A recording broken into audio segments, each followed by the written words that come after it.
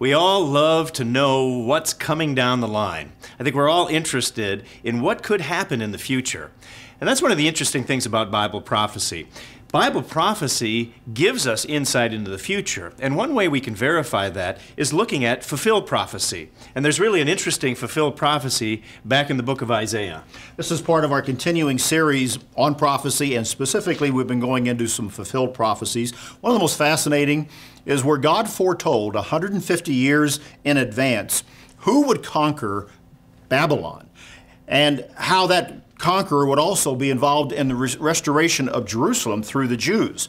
In Isaiah chapter 44, we read where it says, God says, "Who confirms the word of his servant, who says to the deep, be dry, and I will dry up the rivers, who says of Cyrus, he is my shepherd, he shall perform all my pleasure."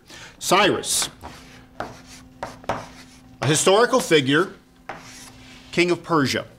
History tells us that Cyrus conquered Babylon. And actually, when we understand the story of how he did it, we find it right here in the scriptures, foretold 150 years in advance of the actual time that it occurred by God. Now remember the scenario. The Jews had been carried off into Babylon.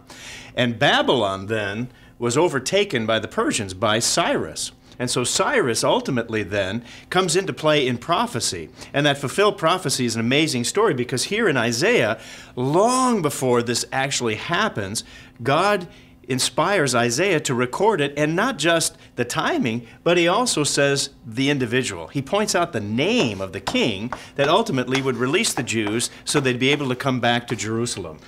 In two specific references, in Isaiah chapter 44 and chapter 45, we find this mention. In chapter 44, which we just read, he talks about drying up the rivers. In Isaiah chapter 45, God says to his anointed, to Cyrus, whose right hand I have held to subdue nations before him and loose the armor of kings, so that the gates will not be shut, and that he would open the double doors. Babylon had double doors at one of the main entrances. He created a diversion within the Euphrates River and allowed his troops to go under. It's a point of history, a matter of fact, and it was foretold by God in advance. These two prophecies, Isaiah 44 and 45, tell us. And by foretelling this, once again, we see a very critical proof, not only of the Bible, but of the power of God. It is an amazing story. I mean, it's just phenomenal. We have the name of the individual 150 years before, and we even have the military strategy of how they did conquer Babylon, so they could go in there after they divert the river Euphrates. So it's just an amazing proof of the power of God and fulfilled prophecy, so that we can trust in God, we can trust in his word as well. One final reference in Isaiah chapter 46 and verse 11, God says, "Indeed, I have spoken it. I will also bring it to pass. I have purposed it. I will also do it."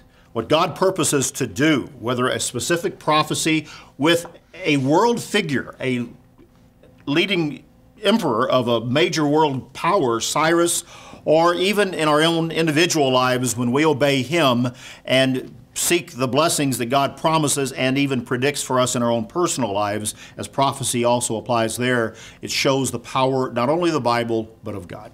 So don't forget, you can believe in the power of the Word of God. What he says will come to pass. That's BT Daily. We'll see you next time.